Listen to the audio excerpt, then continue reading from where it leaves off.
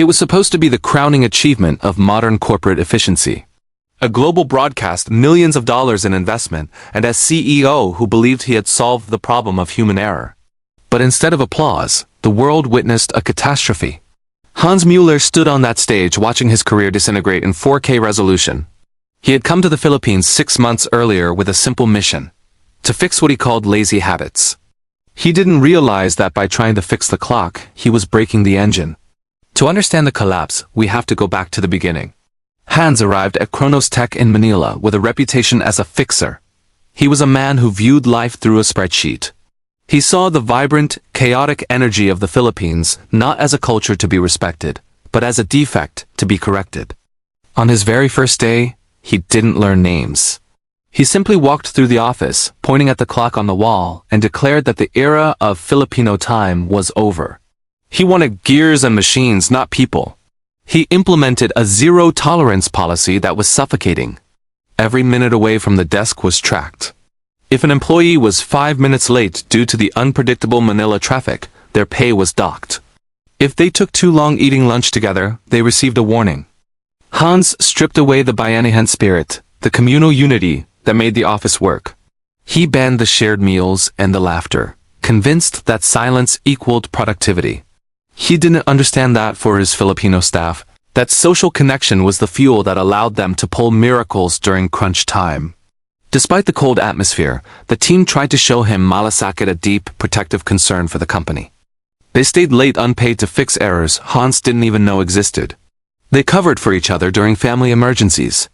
They tried to explain to Hans that in the Philippines, flexibility allows for resilience, that a rigid tree breaks in the storm while the bamboo bends.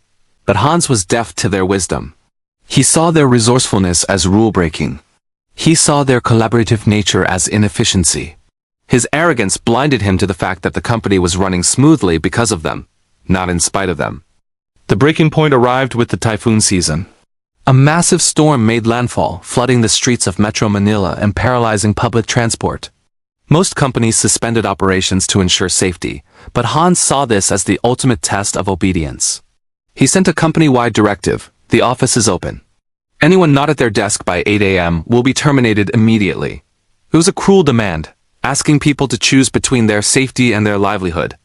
He sat in his dry, high-rise office, watching the clock tick down, eager to purge anyone who prioritized their family over his profits. The resilience of the Filipino worker is legendary, and they proved it that day. Many of them braved the floods, wading through dangerous waters just to keep their jobs. They arrived wet, cold, and exhausted, expecting perhaps a thank you or a warm towel. Instead, they found Hans standing by the biometric scanner with a smirk. It was 8:10 a.m. He looked at Maria, his best manager, who had walked miles in the rain, and simply said, "You are late. Pack your things." That was the moment the fear vanished, replaced by a quiet, burning dignity. Maria didn't argue. She realized that no paycheck was worth this level of disrespect. She placed her ID on the desk and said, "Sir, we give you our best work, but you treat us like spare parts." One by one, the other employees stood up. They realized that their Malasakit was being wasted on a man who had none. In a massive display of solidarity, the entire floor walked out. Hans laughed as they left, yelling that he would replace them all with automation by the end of the week. Hans felt victorious. He believed he had trimmed the fat. He immediately outsourced the entire workflow to a cheap, automated bot system and a remote team that followed scripts without question. For a few weeks, the silence in the office was exactly what he wanted. Reports were generated on time. The numbers looked perfect because there was no one there to report the subtle bugs or the client complaints. Hans was so confident in his new efficient system that he scheduled the global sync launch, a live demonstration of the company's new automated capabilities, to be broadcast from Geneva. While Hans was preparing for his gala, the team he fired was busy rebuilding. They started a small cooperative in a garage, fueled by the very things Hans hated: shared food, flexible hours, and deep friendship. They knew something Hans didn't. They knew the Kronos system had a critical legacy flaw, a ghost in the code that required human intuition to navigate. They used to fix it manually every day. Now, with no humans left at Kronos Tech to babysit the system, that flaw was growing like a silent tumor, waiting for the worst possible moment to strike. The day of the launch arrived. The atmosphere in Geneva was electric. Investors watched with bated breath as Hans took the stage, delivering a speech about the superiority of Swiss precision over cultural chaotic inefficiency. He mocked the concept of Filipino time to the global audience, using it as a punchline to sell his new product. Today, he boasted, we eliminate the delay of the human element. He raised his hand to press the button that would activate the global server live on air. He pressed the button. The system engaged. The massive screen behind him displayed the transaction flow. It was beautiful for exactly 5 seconds, and then the logic loop hit. Without Maria and her team to manually guide the data through the legacy bottleneck, the automated bots crashed into each other. The screen flickered, the progress bar froze. The efficiency Hans promised turned into a digital traffic jam. The audience grew quiet. Hans tapped the podium, his smile faltering. Just a moment, he muttered. Rerouting.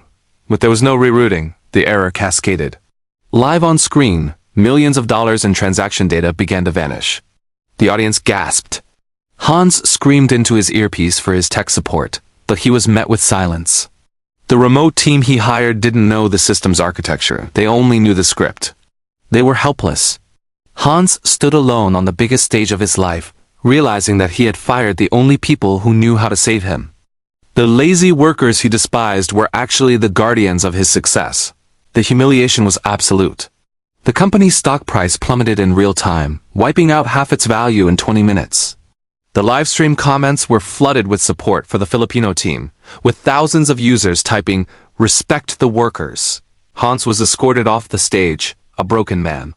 He had tried to crush a culture he didn't understand, only to be crushed by his own ignorance. He learned too late that efficiency without humanity is just a faster way to fail. The company collapsed, but the people survived. The team Hans fired went on to build a thriving tech firm that prioritized people over policies. They proved that a happy team is an efficient team. As for Hans, his reputation never recovered. He became a cautionary tale in business schools, a reminder that you can buy time, but you cannot buy loyalty. But this story leaves us with a difficult question. Hans followed the rulebook, and the workers followed their hearts. In today's cutthroat world, is strict punctuality really the only measure of a good worker? Or would you rather have a team that might be 5 minutes late, but will always have your back when the storm comes? Let me know your honest thoughts in the comments below. Thanks for watching, and don't forget to subscribe for more stories like this.